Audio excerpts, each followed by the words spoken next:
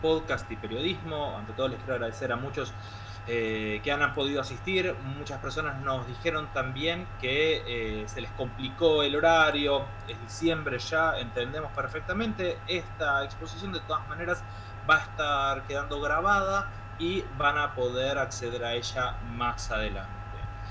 Antes de presentar a nuestro invitado, quiero unas reglas básicas de comunicación de la escuela. Igual ya lo sabemos, venimos de la pandemia y la cuarentena, todos hemos usado este tipo de conversaciones. Tratemos de mutear los micrófonos cuando está exponiéndose. Si tienen alguna consulta que le quieran hacer a Diego en particular, él va a hacer una pequeña exposición introductoria y luego va a abrir a charla, a preguntas, a debate. Estaría muy bueno que vayan pensando en cosas que quieren preguntarle. Si quieren adelantar algo, pueden hacerlo en el chat. Ahí van dejando las preguntas y nos organizamos para que Diego las pueda responder. Y a aquellos que cursan la materia de podcast conmigo, les pido que si tienen dudas concretas con respecto a la realización de los trabajos, la materia, etcétera, aguardemos al final de todo y ahí vamos a estar respondiendo eso. ¿Sí?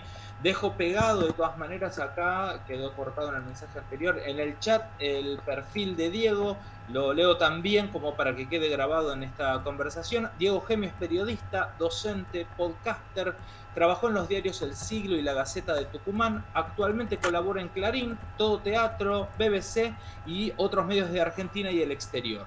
Dicta talleres de escritura, producción de podcast y literatura epistolar. Y es co-creador del podcast de viajes Bitácora y del podcast de cartas Epistolar.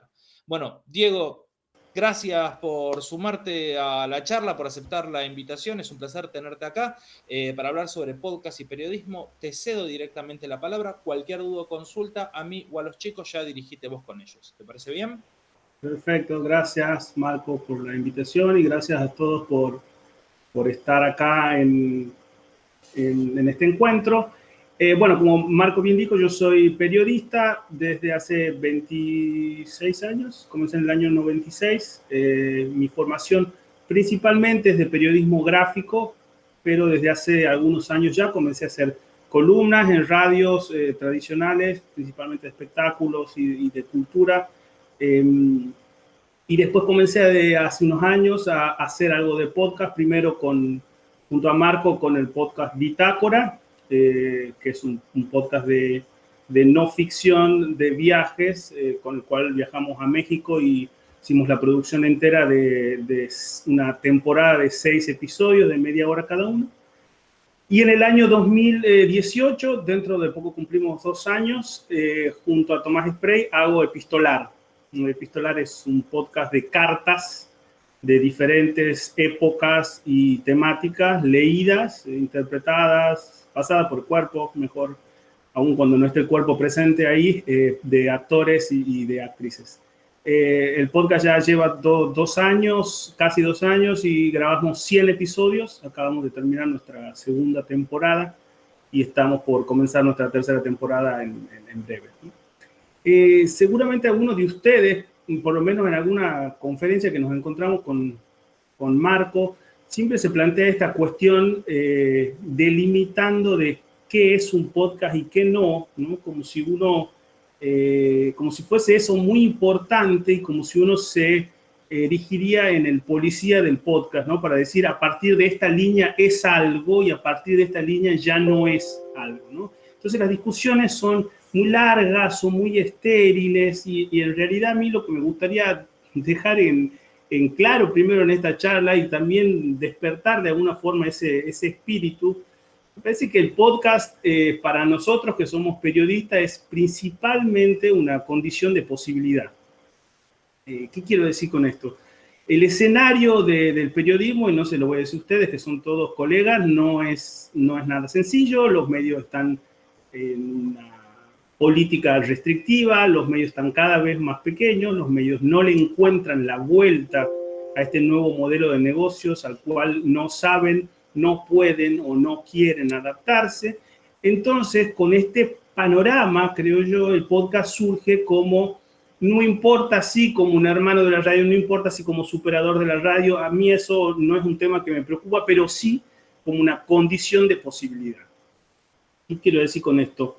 Básicamente que uno no le tiene que pedir permiso a nadie para poder hacerlo. Y eso es una gran cosa. Todo lo que estamos acá charlando, tenemos algunos dispositivos móviles con los cuales se puede hacer podcast, y me parece que eso es muy, muy importante, y en función de eso viene la pregunta más importante, y es qué tengo yo para decir.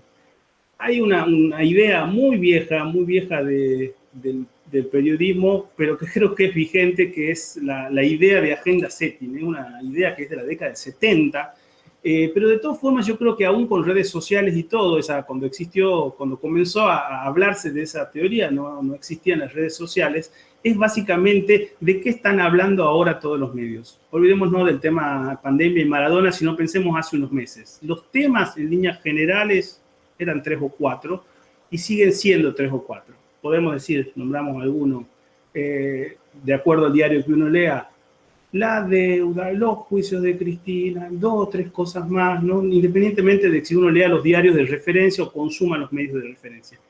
Me parece que hay el periodismo tiene, creo yo, y me parece que ustedes podrán decir si están de acuerdo o no, una deuda con el podcast. O dicho de otra forma, el podcast necesita que más periodistas se sumen para poder hacer buenas historias. Si uno hace un mapeo de las cosas que suceden en la escena del podcasting local, que por cierto es ascendente, que por cierto es cada vez más numerosa y somos cada vez más, lo que uno va a ver es que hay muchas cosas que son quizás sencillas, muy sencillas de hacer, que es poner a 2 personas a hablar. La entrevista es la herramienta y el insumo básico del periodismo, pero muchos de ellos se quedan ahí, o se quedan en un informe pequeño, o se quedan en un desarrollo bastante más chico, y no ahondan en las posibilidades que tiene, no voy a decir este formato, pero sí este medio de comunicación. Entonces me parece que ahí nosotros tenemos un gran desafío de poder usar todas las posibilidades que nos da el podcast, y también usar al audio no como algo carente de algo, que en este caso es de la imagen, sino ver todas las posibilidades que tiene de narrar algo. Las mejores cosas que se hicieron en podcast, en periodismo de no ficción, comenzaron como grandes investigaciones periodísticas. Investigaciones que, si uno saca ese guión, si uno hace algunas relecturas de ese guión y vuelve a escribirlo, tranquilamente puede ser una exposición de una revista muy bien hecha, una nota en una revista muy bien hecha, o puede ser una nota muy bien hecha en un canal de televisión. Pero con esto quiero decir que las viejas prácticas del periodismo, las viejas prácticas, siempre están presentes aún con las nuevas tecnologías, ¿no? Entonces, me gusta esto de pensar que cuando nace un nuevo medio no tiene por qué matar al anterior, y no creo que los buenos podcasts periodísticos tengan que perder de ninguna manera algunas cuestiones básicas, normas de higiene del ejercicio del oficio. ¿A qué me refiero con estas normas de higiene del ejercicio del oficio? Cosas muy sencillas que ustedes habrán visto si están en esta altura de la cursada, ¿no? Las fuentes de información, chequear los datos, por supuesto, acercarse al entrevistado, hacer más de una entrevista en muchos de los casos, poder hablar con ellos en profundidad, y también pensar, y creo que esto es un desafío que tenemos todos nosotros, al podcast como algo multidisciplinar. Yo creo que yo que tengo ya algunos años y tengo algunos pasos por redacciones de la vieja guardia, en algún momento, por una cuestión de edad, era la gente que se dedicaba a ciertas cuestiones del marketing o ciertas cuestiones de vender el producto, trabajaba en el tercer piso, en el cuarto piso, no sé por qué siempre en un piso arriba del que uno trabajaba, ¿no?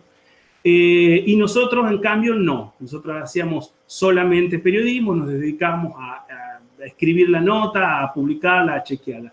Bueno, pues esos tiempos, creo yo, quedaron un poco en el olvido, y uno tiene que ser capaz no solo de hacer el trabajo, sino también de encargarse de otras tareas que quizás a nosotros no nos son muy gratas. Creo que todo lo que estamos acá disfrutamos mucho más con la producción del trabajo, que después finalmente con los pasos posteriores, ¿no? Pero los podcasts necesitan una planificación, necesitan una creación, necesitan un lanzamiento y necesitan también una promoción. Creo que Gabriel García Márquez decía que no hace falta ser bueno, sino también que se sepa que uno es bueno, ¿no? Entonces, muchos a veces nos quedamos con esta idea de que el trabajo ya está hecho y tiro esa botella al mar, pues a alguien que la recoja, ¿no? Y hay más de 1 millón de podcasts dando vuelta, por lo menos de acuerdo a las estadísticas de Apple Podcast, que no es el que tiene mayor penetración acá, por cierto, y también hay un 90% de los podcasts que se abandonan. ¿Qué es lo que nos da a nosotros el podcast? Creo yo que nos da una posibilidad de hacer el trabajo, una condición de posibilidad y también, y me parece que no hay que tenerle miedo a esto, la posibilidad de construir una marca personal. Nosotros como periodistas y como creadores no tenemos nada más que nuestro nombre. Entonces, me parece que esto es muy importante tenerlo presente a la hora de encarar un proyecto, porque en definitiva, estoy viendo acá algunos, Marcos, por poner algún caso, Marcos pues, será aquel que haga el podcast y a su vez también el que administre una red social y a su vez también el que publique otros contenidos. Y en definitiva, la idea es crear un contenido 360 y que un medio requiera del trabajo de Marcos o que un medio lo busque a él por la calidad o que sepa que tiene honestidad profesional, higiene profesional a la hora de trabajar, ¿no? El mundo de los temas que uno puede tratar es muchísimo más diverso de lo que se ve en los medios. Hay un gran universo de la no ficción. Dentro de la no ficción puede haber cuestiones periodísticas y puede haber cuestiones no periodísticas. Es decir, puede haber no ficción. Puede haber periodismo que sea no ficción, por supuesto que lo es, pero puede haber cosas de no ficción que no son tampoco periodismo, ¿no? Y que son muy interesantes y que no están en esa agenda y que pueden tener un público para ser descubiertos. El proyecto que yo hago es un híbrido porque toma cartas reales de personajes que existieron, pero las hace leer por actores y por actrices para que esas cartas cobren un nuevo vuelo, para que esas cartas crezcan, y la introducción son introducciones para poder invitar a la gente a que escuche esos episodios y además también para que se interese por vida. Y esto, no ficción, bueno, en parte sí o en parte no. Es periodismo, yo creo que las introducciones ahí tienen mi impronta como periodista porque intento explicar en introducciones que no son de nunca más ni un minuto quién es, por ejemplo, Virginia Woolf, o quién fue Frida Kahlo, o por qué elijo una carta de Gianluigi Buffon, que es un arquero italiano, para un podcast de cartas, ¿no? Entonces, dentro de esos ejemplos que son muchos en el mundo del podcast, los invito también a ir descubriendo, así como uno hace zapping en las plataformas que vean series audiovisuales, que chusmeen todo el tiempo porque hay contenido fascinante y uno puede rescatar ese contenido que puede aprender una chispa o una idea que ojalá después sea un proyecto. Porque ideas tenemos todos, todo el tiempo. La idea es que eso se lleve a cabo, se concrete y en ese andar uno puede nadar en la noche, uno puede saber a dónde la cosa va o no va, uno puede cansarse, por supuesto, uno puede pensar que su podcast necesitaba tener una frecuencia semanal y después se da cuenta que no le da el cuero, pues será quincenal o será mensual, se dará cuenta que la extensión del podcast, yo pensaba que podía ser de media hora, pero a raíz de las métricas me doy cuenta que la gente se va a los 10 o los 15 minutos, pues lo haré más breve. En fin, todas esas cuestiones uno solo la puede saber en el campo de juego. Uno solo la puede saber haciendo un camino y haciendo esa cuestión del ensayo-error muy frecuente. Y otra cuestión que creo que no es muy propia de estos tiempos, pero hay que decirlo, es que esto es una carrera de fondo, ¿no? Si esto fuese los Juegos Olímpicos, esto sería una maratón, no es una carrera de 100 metros. Uno primero hace un podcast, después lo hace bien por un tiempo, y después de eso, pues quizá aparezcan auspiciantes, ¿no? Siempre está esta cuestión de quiero hacerlo y quiero que me descubra alguien y que finalmente aparezcan los anunciantes. Eso no sucede. No sucede al menos que uno tenga ya un nombre y por ende tenga mucha gente que lo siga a uno y por ende tenga también marcas interesadas en eso. De todas formas, ese camino está lleno de gratificaciones y ese camino también a uno le permite ir construyendo, como decía, su propia marca. Algunos de los que están dando vueltas, que a mí me parecen fascinantes para hablar, son De eso no se habla, un podcast español que salió hace muy poco, que es sencillamente un podcast en torno al silencio. ¿A qué silencio? Al silencio que hubo en España y que sigue habiendo a raíz de 40 años de franquismo. Es decir, historias atravesadas por el silencio.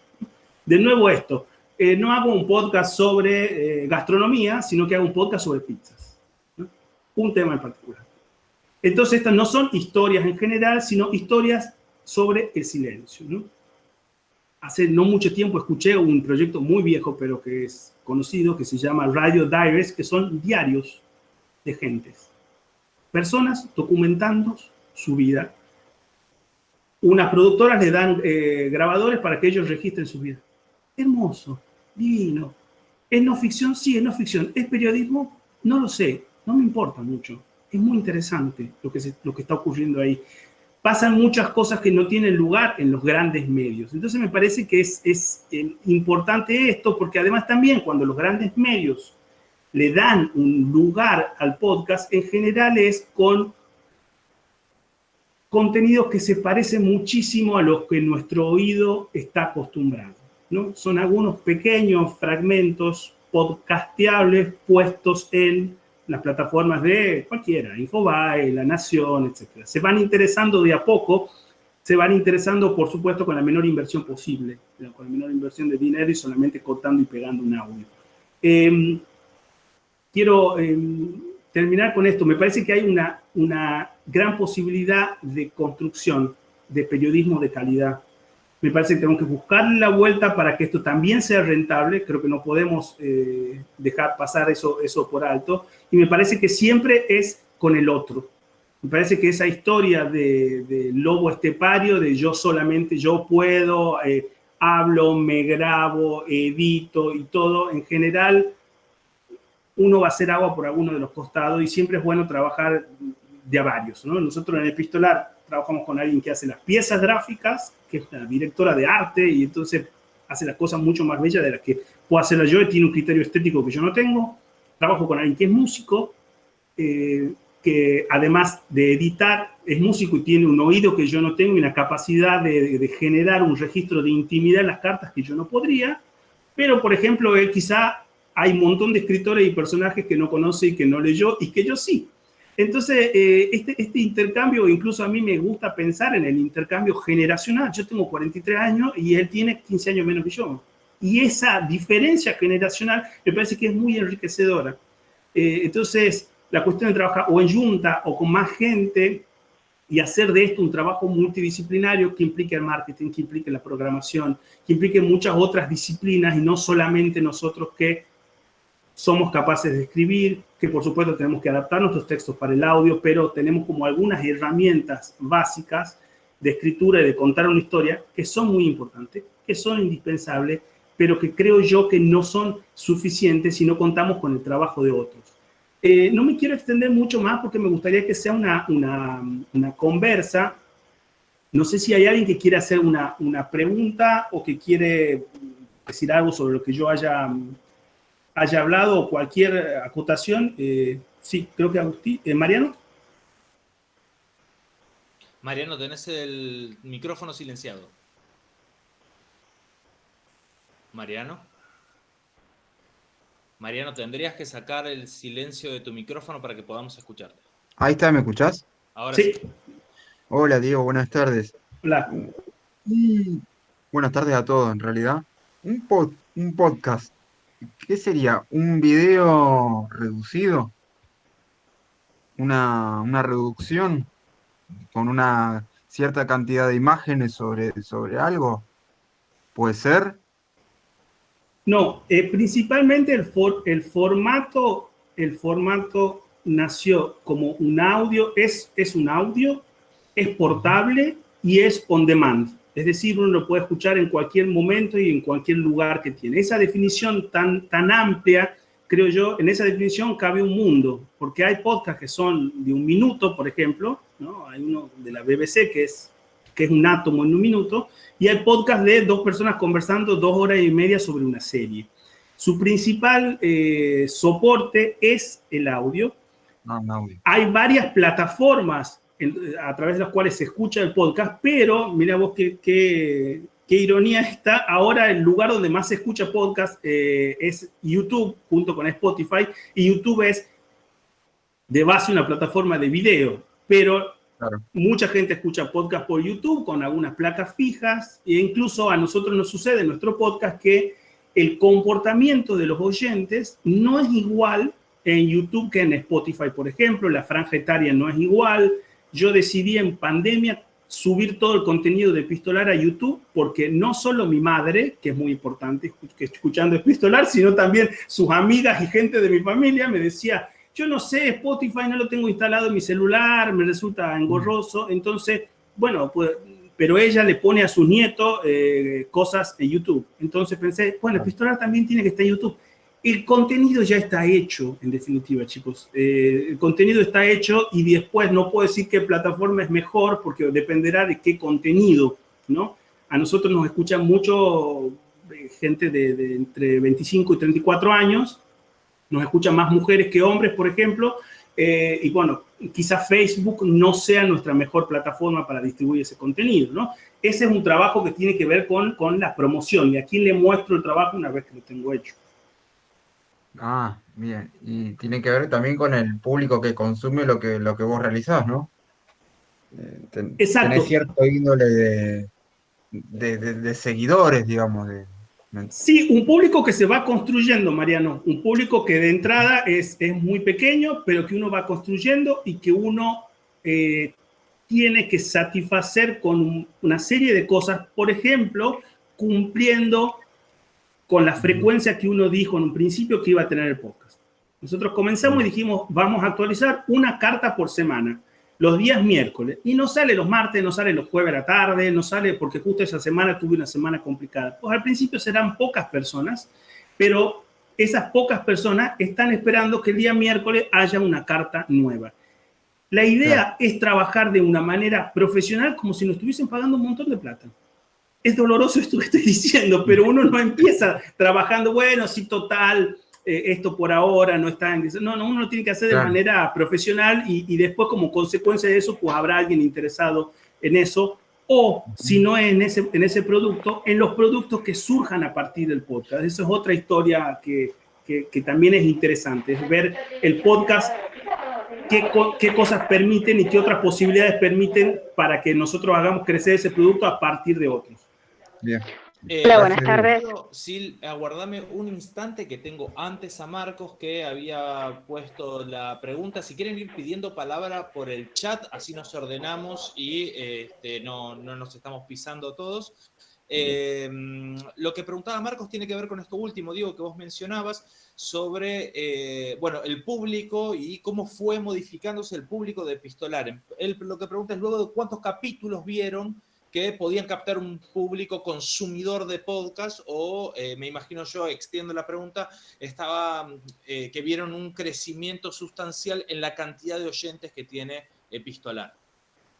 El crecimiento fue progresivo, fue lento y tuvo, sí, algunos, yo diría, mojones. Los mojones son haber salido en algunos medios.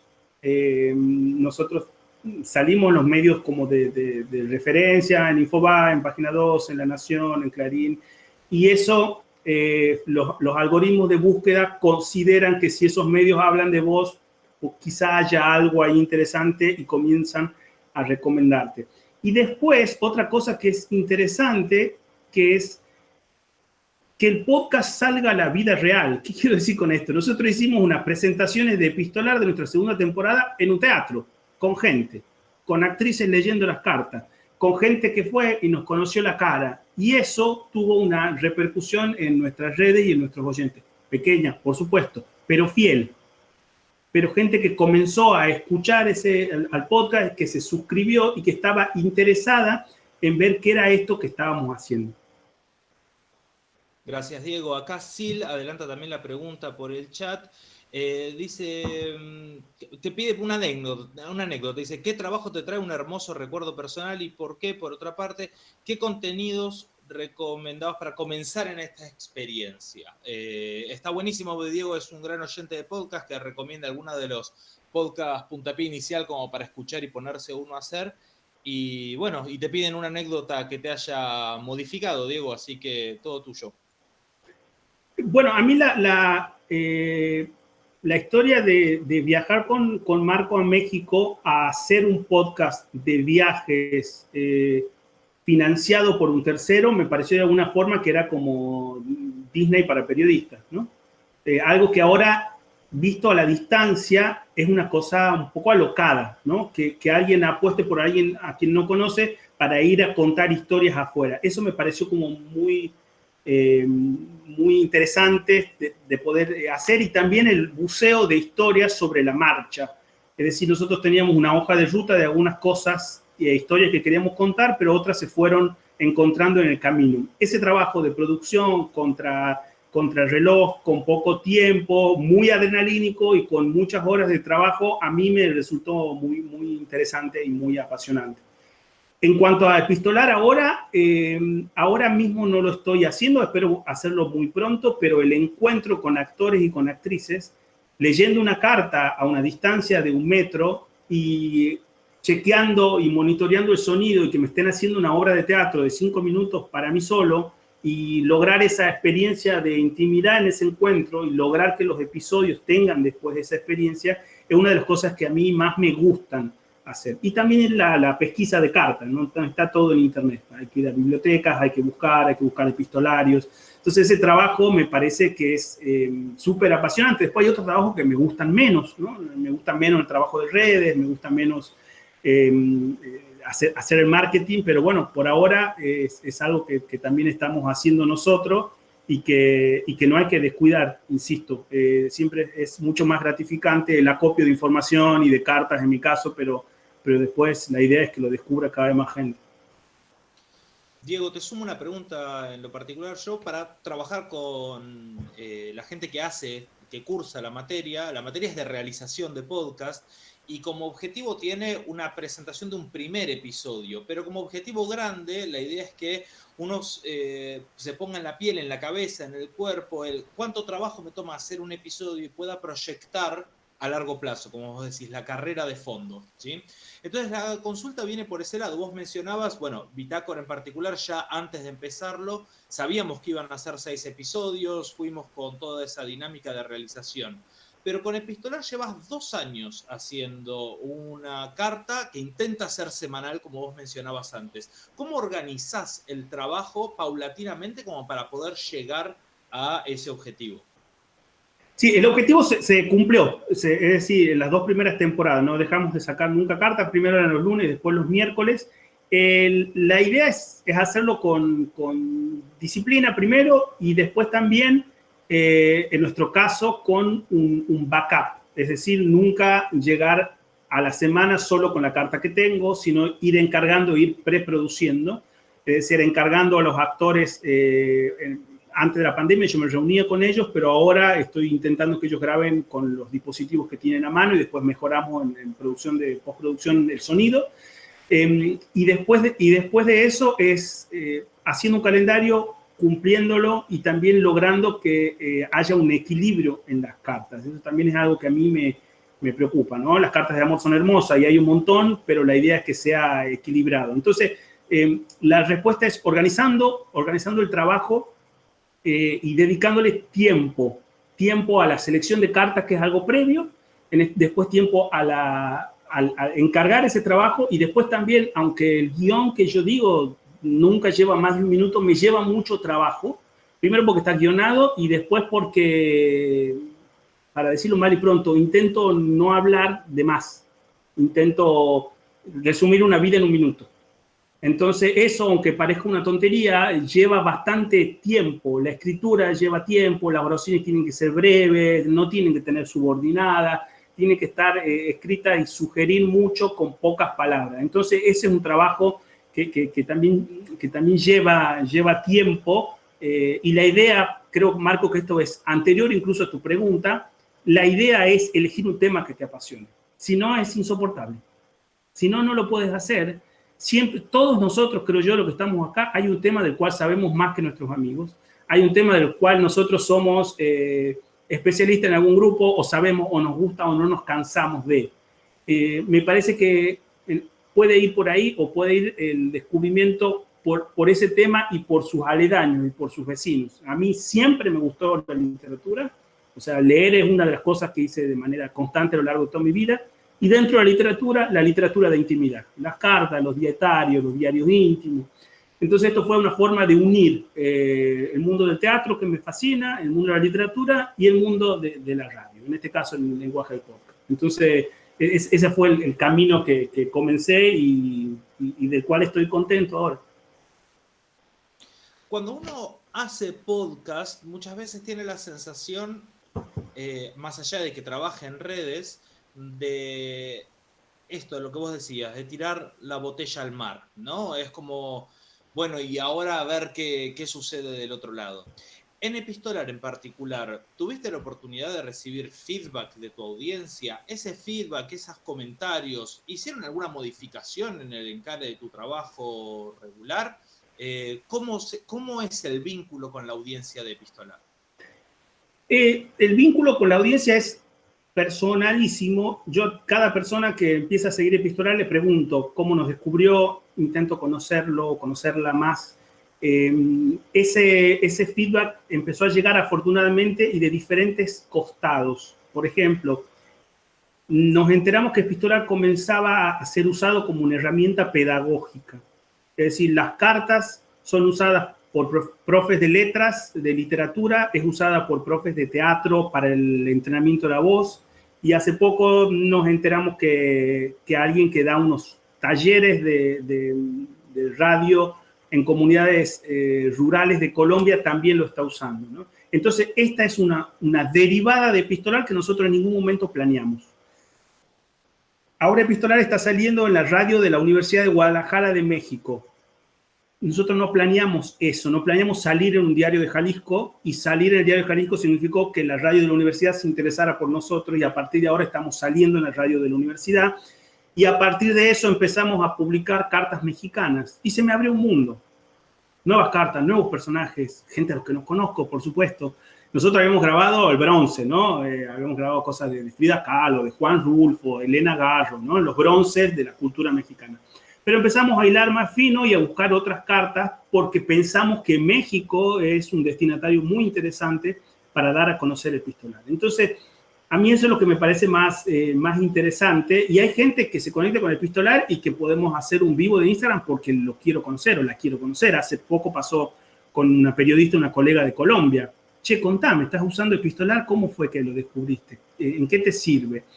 Eso es un factor que a mí me resulta muy gratificante y me parece que abre puertas. En este momento quizás nos cuesta verlo porque las puertas están cerradas y no podemos viajar mucho, pero tengo idea de presentar Epistolar y seguir presentando de manera presencial en lugares con lecturas de carta en vivo, ¿no? Me parece que las posibilidades ahí son amplias. Hace poco hicimos una tertulia epistolar de cartas de amor, y oyentes de Epistolar se conectaron a un Zoom y compartieron sus cartas de amor con un músico que tocó música en vivo, y eso fue también un derivado del podcast, ¿no? Me da la impresión que tenemos entre manos un juguete que da muchas posibilidades, no es un juguete bobo que solo repite la misma cosa todo el tiempo, sino que es un juguete como una pelota, como algo que te da muchas chances de divertirse, de jugar y de crear cosas alrededor de eso.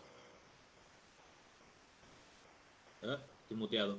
Te consultan acá por el chat sobre los desafíos con los que te enfrentas y sobre la complejidad del trabajo. Te preguntan, ¿qué es más complejo, la producción, la técnica o la realización del producto? Y bueno, me parece que interesantes como conjugadas ambas preguntas. También haciendo una separación. ¿Qué desafíos te encontrás ahora que ya cumpliste la tarea de 2 años de Epistolar, que ya con Bitácora se ganó el premio y se realizó eso? ¿Qué desafíos te encontrabas al inicio, ¿sí? de realizarlos? y si tenés algún nuevo desafío de podcast en mente o todavía seguís manteniendo el trabajo como venís llevándolo hasta ahora. Por ahora, quiero al menos, y creo que Tomás también, continuar con una tercera temporada de Epistolar. El desafío para mí ahora es que crezca aún más y es venderlo. Es que haya un sponsor que se interese en vincular su marca a esto que nosotros hacemos. Ese es el interés para esta tercera temporada. Ya lo hicimos un tiempo. Ya logramos que haya un grupo de gente que nos sigue. Cuando ese grupo nosotros lo llamamos a la acción para hacer algo, es decir, convocamos algo, responden, eso también es algo importante. No es importante la cantidad de seguidores que uno tiene, sino cuán fieles son esos seguidores, ¿no? Entonces, es un desafío primero para que Epistolar crezca y después porque yo nunca vendí nada. Entonces, hacer algo que uno nunca hizo me parece que es un desafío interesante. Entonces el desafío también es venderlo sin banalizar el producto, venderlo sin devaluarlo. Me parece que eso es un desafío en el cual estoy ahora. Había otra pregunta, Marco, perdón, sobre la producción, ¿no? Sí, de hecho te están haciendo consultas más bien técnicas, te preguntan sobre que la complejidad de la realización, la producción, la técnica y, bueno, sobre las herramientas que utilizás para grabar. Más sí, teniendo en cuenta el mundo pandemia, que eso se modificó muchísimo. Sí. Está bueno tenerlo en cuenta. Sí, bueno, la respuesta básica sería con lo que haya, ¿no? Esa sería la respuesta básica. Ahora, yo tengo un Zoom H1, que es un grabador de $100, con el cual grabamos la gran mayoría de los 100 episodios, te diría unos 90 de Epistolar. Un poco menos porque en pandemia se modificó y después, ahora que no puedo encontrarme con los actores, con los que ellos tengan. Me creé un pequeño tutorial en el cual le explico a actores y actrices la mejor forma para grabarse con los dispositivos que tengan a mano. Básicamente eso. Tomás es quien se dedica a la edición. Él usa el Cubase para editar principalmente. Y después no mucho más que eso. Tenemos grabaciones, por supuesto, si el actor tiene un iPhone, el micrófono es mejor que otro. Cuestiones así como básicas que ustedes la conocerán. Pero en realidad, entre tener una carta, voy a dar un ejemplo. Nosotros conseguimos que Norman Brisky grabe una carta para nosotros. Yo lo quiero tener a Norman Brisky. ¿La grabó mal? Sí. ¿Qué preferís? ¿No tenerlo a Norman Brisky o tenerlo más o menos? Yo prefiero tenerlo más o menos porque es Norman Brisky, ¿no? Por supuesto, hubiese sido mejor grabarlo. Encima Norman Brisky tiene hijos pequeños, entonces estaban los niños corriendo de fondo. Bueno, Tomás creo que me odió al tener que editar ese episodio, pero finalmente salió una carta de Norman Brisky leyendo a Séneca, ¿no?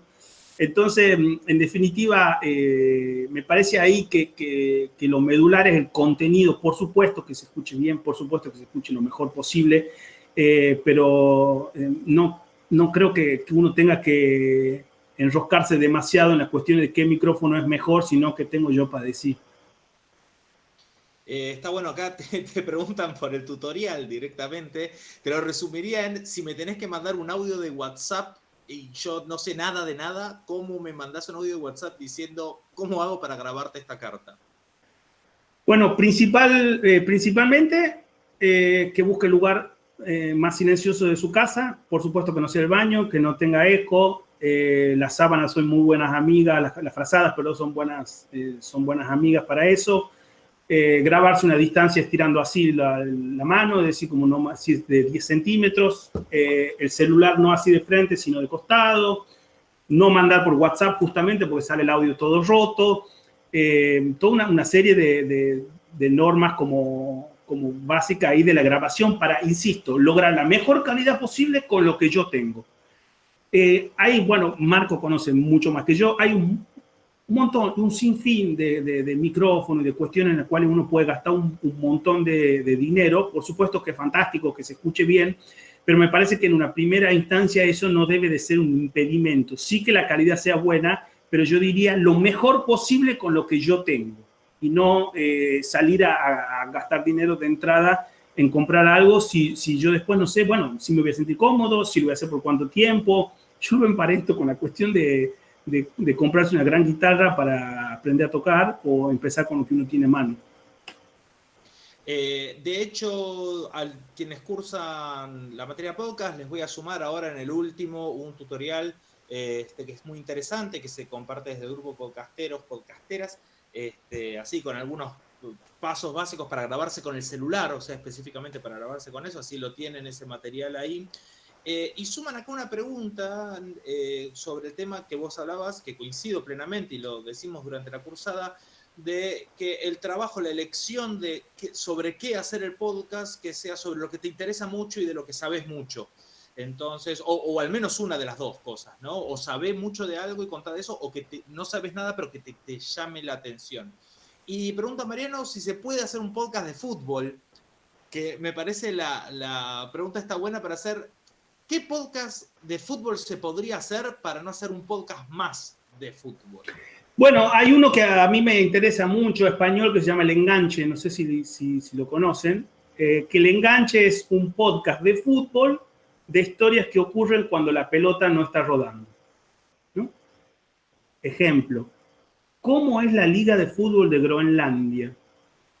Donde hay nieve, bueno, unos cuantos meses al año, ¿no? Esa serie de historias. Yo preguntaría... Siempre en periodismo se hace esta pregunta. Una cosa es un tema y otra un asunto.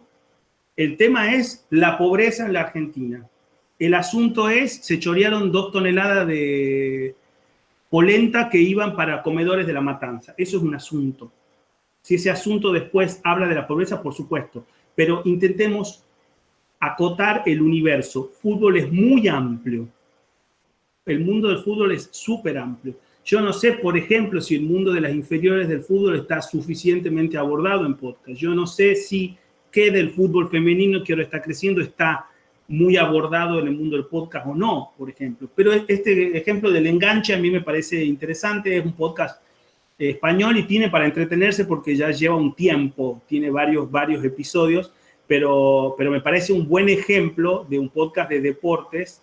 Además, también tenemos que tener en cuenta que en el mejor de los casos es un contenido, como le llaman, evergreen, ¿no? Es decir, un contenido que no caduca o al menos no en un tiempo inmediato, ¿no?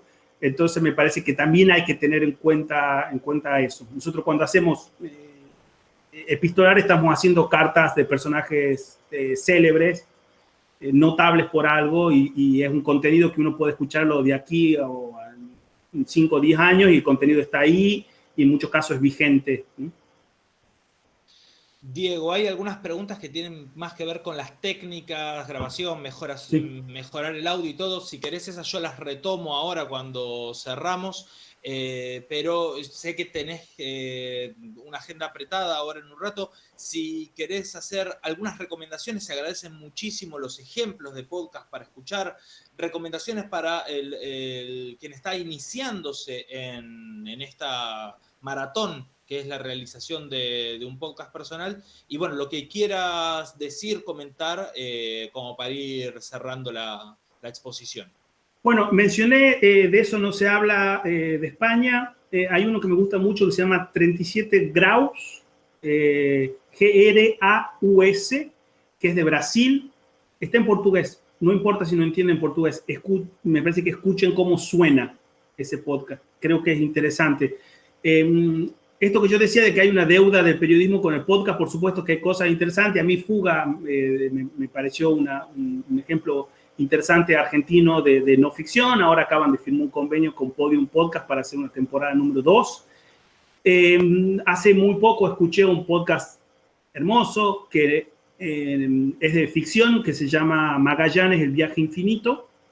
Es un podcast de España sobre el viaje de Magallanes. Es decir, un viaje en alta mar, hecho con una producción del carajo, pero para ver también cuáles son todas las posibilidades narrativas del podcast.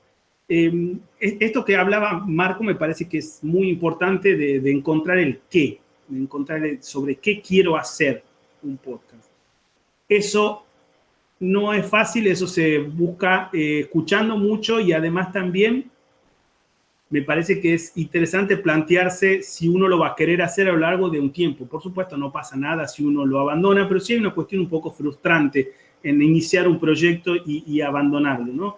Entonces, otro bautismo que no es nada fácil es el nombre, ¿no? Tengamos en cuenta que uno cuando hace un scroll así en cualquiera de los directorios, está viendo solamente una imagen y una palabra o dos o muy pocas. Entonces, ¿qué sugiere ese nombre?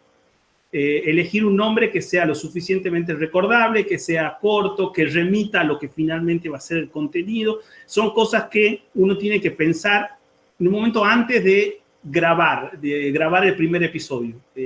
Creo que eso es importante. La recomendación, por supuesto, es que escuchen muchos podcasts, que escuchen muchos directorios, que hagan su propio podcast y que hagan la experiencia de lanzar a rodar un proyecto. Esto de llevar la idea al proyecto me parece a mí muy estimulante y uno aprende un montón en ese camino. Yo siento que aprendí un montón de cosas que tienen que ver con mi oficio por hacer epistolar, pero no son solamente por epistolar, sino porque fui descubriendo cosas de mi oficio que yo no había ejercido en 20 años de carrera. Entonces, creo que es importante abrirse ese camino y esa posibilidad, porque estamos en momentos que son bastante revulsivos en el oficio, que están ocurriendo muchas cosas y me parece que es interesante poder abrirse unos nuevos caminos. Creo que había una pregunta más ahí. Sí, vi ahí a Selma Sarabia que levantó la mano. Sí, soy yo. Hola. Primero, muchas gracias. Gracias a ti, al profe, por promover este gran encuentro con un contenido realmente fascinante. Una pregunta y también una reflexión, Diego, ¿no? Diego, ¿tú crees que realmente todos estamos habilitados para escribir una historia digna de convertirse en un podcast? No quiero decir todos en general, pero no porque escribas bien o porque seas periodista o porque hayas estudiado comunicación necesariamente vas a tener el talento para escribir. Y a mí algo que me está conflictuando mucho es eso, ¿no? La magia de la palabra, cómo unir las palabras de manera sencilla pero a la vez profunda. Y para mí, digamos, porque podría encontrar un editor, eventualmente voy a poder encontrar a alguien que haga un arte para mí, voy a poder encontrar posiblemente incluso un diseñador de sonido, porque conozco a alguna gente, tengo experiencia en el gremio periodístico, pero eso de escribir, de narrar, eso me parece me parece fascinante, hermoso, bello, pero tan bello y tan hermoso me parece un gran desafío. Y no sé si para eso hay consejos o simplemente aceptar que uno es capaz o no es capaz de hacer una historia que realmente llegue del alma al alma, ¿no? Sí, mira, Selma, yo creo que uno es el poeta que puede, no el poeta que quiere. Si uno piensa que Borges escribió lo que escribió, pues uno no escribiera nunca más una línea porque nada tiene sentido, ¿no? Después de semejante obra literaria. Yo te aconsejaría que seas la mejor Selma posible escribiendo tu historia y que tu historia sea reescrita la cantidad de veces que sea necesario para poder contarla y que tenga la satisfacción de haberlo hecho. Esto que decís vos del diseño de sonido y tal, a mí me parece que es muy interesante la cuestión de abrir otros mundos, porque así como escribir un guión para cine, escribir una historia en imágenes, escribir un guión de podcast es escribir una historia pensando en el sonido. Entonces, esto es muy importante, poder crear las imágenes, saber que no es lo mismo escribir para ser oído que para ser leído. Son desafíos muy interesantes a la hora de guionar una historia. Yo lo que te puedo sugerir de este espacio es que lo hagas, que busques y que te lances a hacerlo. Por supuesto, quizá la primera historia no sea tu mejor historia, pero me parece que con el tiempo empezarás a encontrarle la vuelta a esa escritura y sobre todo, Selma, a esa voz. Me parece que uno encuentra ahí su propia voz en la escritura, que en definitiva lo que quiere cualquier escritor, creo yo. Gracias, gracias. Nada. Diego, déjame sumarte un beneficio que para mí tiene el podcast con respecto a la escritura para ser leída, que es esto mismo de no solo tu voz como cómo escribe una persona, sino que tu voz realmente es tu voz la que sale en el podcast. Y todo ese lenguaje no verbal, esa alegría con la que uno cuenta, esa pasión con la que uno narra algo, completa esa oración que debería estar escrita, como vos dijiste antes, lo más sencilla posible, sin vueltas, sin tantos artilugios de adjetivos, sin oraciones subordinadas, sino cortito y al pie, y dejar que el cuerpo solo hable. Bueno, eso es uno de los beneficios que tiene el podcast sobre, por ejemplo, la escritura, solo escritura, sino la interpretación oral suma un montón más. Bueno, Diego de hecho lo ha redescubierto o nos lo permite redescubrir al escuchar en voz de actores y actrices cartas que por ahí uno ya leyó para sus adentros en papel y tinta, pero cuando la escuchás interpretada cobra un montón de otras dimensiones. Sí, en realidad lo que sucede acá es que la apuesta es reemplazar un sello